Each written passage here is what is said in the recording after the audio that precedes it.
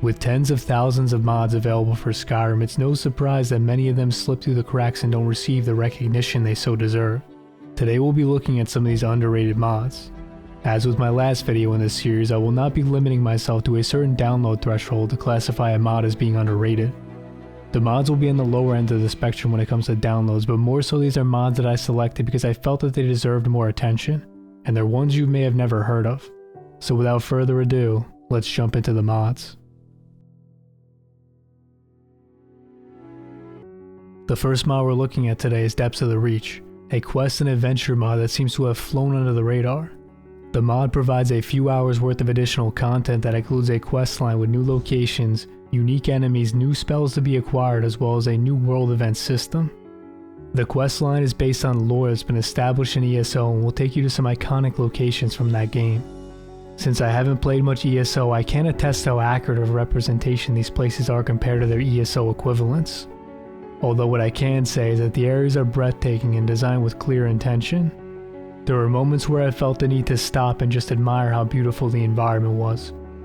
The storyline itself is captivating and it keeps you engaged with unique and challenging enemies that you'll encounter throughout the quest. The bosses you will have to face have intricate attack patterns and abilities that make it a one-of-a-kind fight. By completing the quest, you'll be able to attain 10 new unique void-themed spells.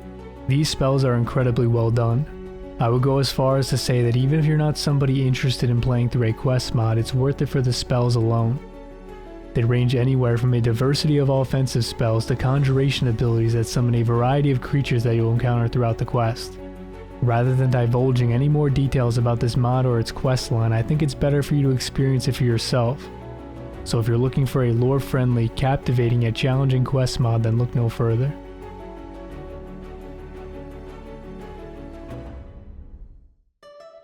Skyrim is home to a diverse amount of locations to see and explore. Although some of these locations leave little to be desired and make it glaringly obvious that Skyrim is an 11-year-old game. The next mod, Rin Skyrim, attempts to solve this. Rin Skyrim is a series of mods in an ongoing project that has the goal of eventually updating, tweaking, or entirely changing the exteriors of Skyrim's most commonly visited locations. In its current state, the mod author Rin has put out tons of mods that transform dozens of locations throughout the game, many of which have yet to really be touched by other mods. Among the locations that have been completed thus far are a few of Skyrim's forts. The forts have been overhauled to be more strategic and defensible. Take the Western Watchtower for instance, Whiterun's first line of defense to the west. The fort has been completely enclosed with a singular entrance that's now equipped with an iron gate. Guards now patrol atop the expanded walls of the newly improved fort, which now includes its very own stable, a wooden barracks for soldiers to rest, as well as adequate supplies to withstand a prolonged siege. This particular fort also dynamically changes based on where you are in Skyrim's main story. Unlike in vanilla, when you first visit the fort prior to the dragon attack on Whiterun, it will be completely intact. But during the dragon attack, the barracks will burn and the walls of the fort will crumble. It will remain in this damaged state for a time, but eventually the location will be rebuilt. In addition to forts, Rin has also overhauled a wide range of farms throughout Skyrim. The farms have been expanded to support more crops as well as the means to cultivate and process them. Farms with livestock have been given adequate area for animals to graze, as well as proper shelter and pens. A great example of a farm that's been overhauled is the Brandy Mug Farm, a small farm that sits on the eastern outskirts of Windhelm. An extremely underwhelming location that you would likely pass by without a single thought. That's no longer the case. This farm has been expanded with a vast amount of snowberry crop as well as the infrastructure to process and turn these berries into their very own brandy and wine. This high level of attention to detail is what you can expect from all of Rin's locations. Besides what I've already mentioned, cabins, standing stones, ruins, and other miscellaneous locations have also been overhauled by the author. It's genuinely surprising that these mods have such few downloads considering their quality, especially seeing as how I view these mods to be an absolute must in my mod list. Skyrim may be an old game, but when you stack together a slew of graphical enhancement mods such as high resolution textures, clutter, E&B and lighting overhauls, you may find that even some modern hardware struggles to run at stable FPS. If you're looking for a new PC that can handle your modding endeavors, consider checking out Apex Gaming, whom I've teamed up with to create my own lineup of PCs. The PCs are customizable and come in 3 tiers, with the last one resembling the build I'm currently running. So if you're in the market for a new PC and would like to support the channel, then click on the link in the description and be sure to use code Nostalgia at checkout for up to $250 off. In Skyrim, there's all sorts of ways for your character to contract illnesses and diseases. When this occurs, NPCs will make comments about you appearing sickly. How do you feel? I think you might be sick. But funny enough, your character doesn't actually show any physical symptoms of being sick. So how could they possibly know? Immersive Diseases changes that by providing visual effects that will fit the illness you've contracted. Each disease has a distinctly different appearance, such as Whipbane displaying infected skin, while Rockjoy makes veins appear darkened.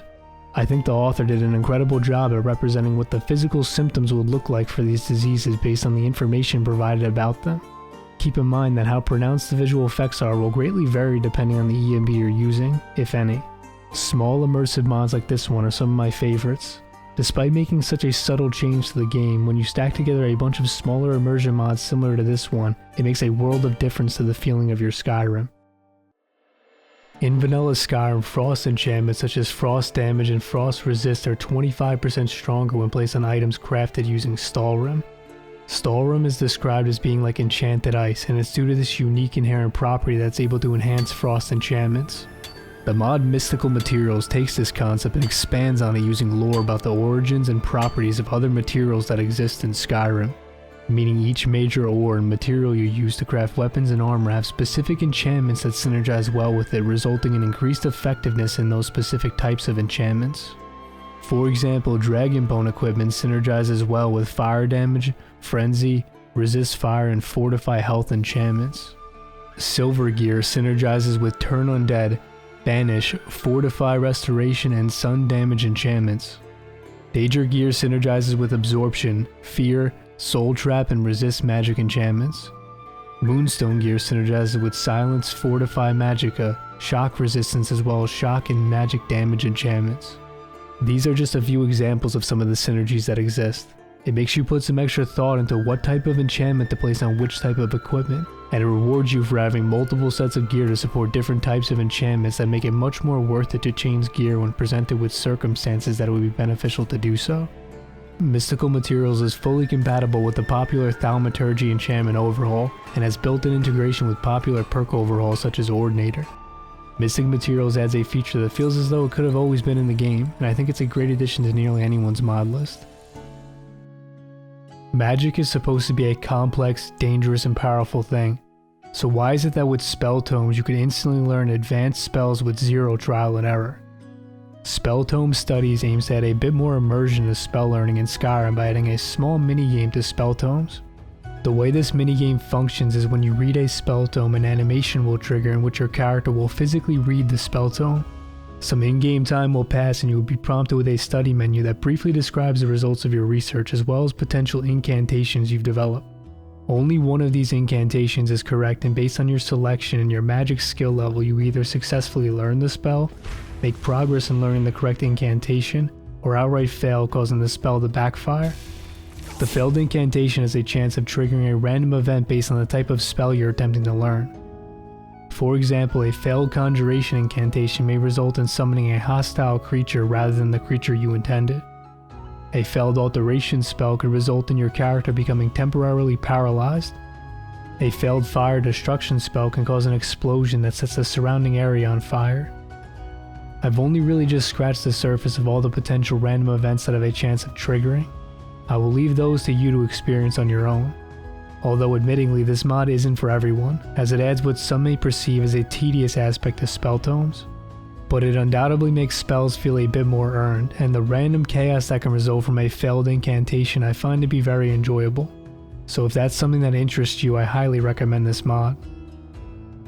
As with all my other videos, all the mods I feature will be linked down in the description.